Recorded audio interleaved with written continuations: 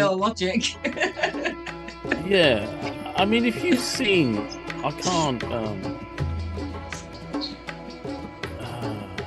I mean, Larry Wheels is like he's 130 kilos and 6'1", and he's muscle. Wow. And the guy that was like taking the piss out of him in front of his wife about what he was going to do to his wife is about half that size. You know what I mean? I've got to say, it takes some balls to do that. I think you're going to get away Or with it. balls or a lack of IQ. But this But is yeah, that collateral consequences, right? it's a And this lot of is what I'm saying, collateral right? consequences. That's going to be your new favorite thing. No, no, I'm not going to go down that road. But we have a new online course coming, folks. Um, is the like you said, these guys go around doing rage bait content, and they get away with it because you can do it to so many people and get away with it because they just kind of don't want that they don't want the hassle, blah blah blah. But Mm. when you're 6'1", 130 kilos of muscle, and somebody actually does try to sort of touch your wife in front of you and is being a bit mouthy about it, I just don't think, like, because people have never been slapped and never had a good fucking crack, they don't realize what it's like when somebody like that hits you, right? I couldn't And imagine what it'd be like to be hit by someone that size with that much strength, because even just a tap's going to feel pretty loaded. yeah, and then again later in the evening, he still hasn't learned his lesson. He starts giving it large to some bloke. Now I don't know if he knew this guy was a former MMA fighter or not, but he's Mm. still practically, like almost practically twice his size. It's just like, look, you and I have never really discussed this, but I used to do a bit of boxing. I used to go around the boxing gyms and stuff like that. Mm. And the fact that I've never had an amateur career tells you how good I was at getting hit in the head, right? It's, but the one thing you learn, size matters. And you can be a really good little fighter, but when a big bloke hits you, a big bloke hits you. And I remember sharing I can't remember, it's like the biggest bag you get in the gym. And I remember sharing it with this old boy. He'd just come in, hadn't boxed for years. Mm. And he's just coming in and he's like, oh, do you mind, like the nicest, politest guy? Do you mind if I just go on the other side? No, no, no, you're all right, mate. And I'm like 30 something, hitting this bag like I'm doing something to it. He starts just popping out jabs and this thing's moving. I've hit it with my best shots for like 20 minutes. It not noticed I was there. You got And this shown up guy's by an old bloke. Is that what you're saying? no, no, not at all. It's a reality. It reminds you of reality. TV is not Yeah. real. YouTubers rage baiting are not real No. or they're real until you see somebody slap them. And that's the Well, point until the is of collateral consequences comes back and slaps you in the face, this then is you our new realise how real buzzword. it is. So yeah.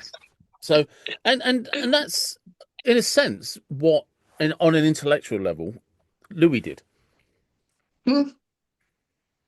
you know. Yeah. But I do still think that I still find it very strange that there's so much attention on these people when it's such a small following. Because I just looked at Larry Wheels to make sure it's the right person. He's got more followers combined on just Instagram alone than all of these guys do combined.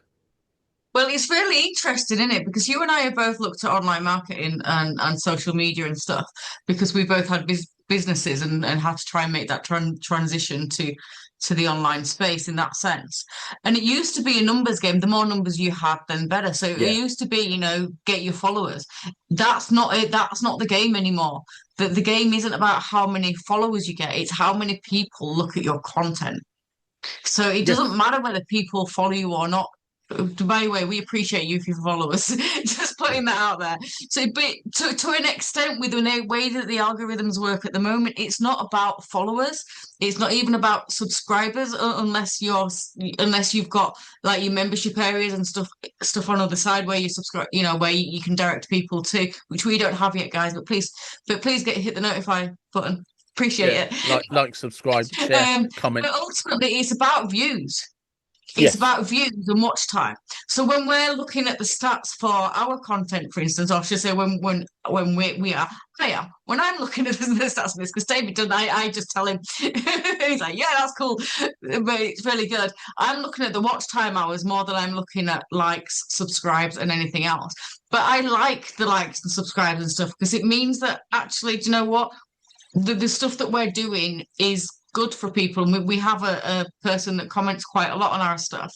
And she just enjoys the interaction between us because we do try and keep it kind of light-hearted and fun, even though we're talking about Even though we've subjects already gone off that script. can be quite heated. Yeah. But we do a heated bit offline. We get into that offline, and then We do, yeah. we We can do come. have some arguments offline. We do, we do. It's fun, but like I say, we're not focusing on rage bait. But I suppose if we did, we'd be We'd film the monetized arguments by now, David. But it's this is the thing, though, isn't it? Is the like they're saying, rage bait pays. And I think I'm warming more to the idea that there is a concern about the youngsters that watch this content Yes. and what is it they're being told and why they're being told that. Especially when one of the very influencers himself says, well, the more I act like a dick, the more money I make. Yeah. So they're not even sincere in why they're doing it, but they are being honest. And like you say, when these guys are going around telling young boys, don't do this, don't do that, don't do this, don't do that. And then as soon as you actually pin them down and talk to them, oh, right, we all have girlfriends, wives, and kids. The very thing we tell Moving young on to men not to do. girlfriends, wives, and kids, we're going to just see how one of these guys treats his girlfriend in the vicinity of the cameras because this bit's going to be interesting. Which one is this? The Myron Gaines one or the Justin Waller? Yeah, I don't know. Let's see. Let's see. Another, you fat fucking bitch, get the fuck out of my studio. Theroux does not debate these moments. He simply plays them and then sits with Gaines in silence. Once again, the narcissist can't help but fill it in order to assert control, to nullify the threat to control posed by these clips. Gaines states, I actually understand women, and since I understand them, I know what is best for them. Theroux's quiet follow-up, better than that, elicits a narcissistic response. In many ways, yes. Everything about women is a lie because they wear makeup and you can't tell when they are menstruating. He reduces female value to vagina and titties while insisting men must create their own value. The silence after each statement lets the hatred echo. The technique peaks in the domestic scenes with Gaines' partner, Angie. When Theroux raises Gaines' plan for multiple wives, Angie looks visibly unimpressed. I'll see when it happens. Theroux flags the discomfort but then stays silent. Gaines brushes it off and orders Angie to clean the room in front of the crew, an act of casual dominance. Later, when Theroux tries to speak privately with a woman who books time for the podcast, Gaines interrupts. She blurts, I just messed up, and climbs up. Gaines justifies it. She doesn't need to be in the limelight, claiming it would make him look weak or insufficiently alpha. The repeated silences expose the hypocrisy. Gaines preaches male freedom. I do whatever the fuck I want and she's loyal, monogamous on her end, open on my end. Yet enforces control over the women around him. He asks Theroux, I'm as toxic as they say? A narcissistic plea for absolution that the quiet camera denies him. Waller, another fresh and fit associate. Right, before we get on to Waller, there we go. So,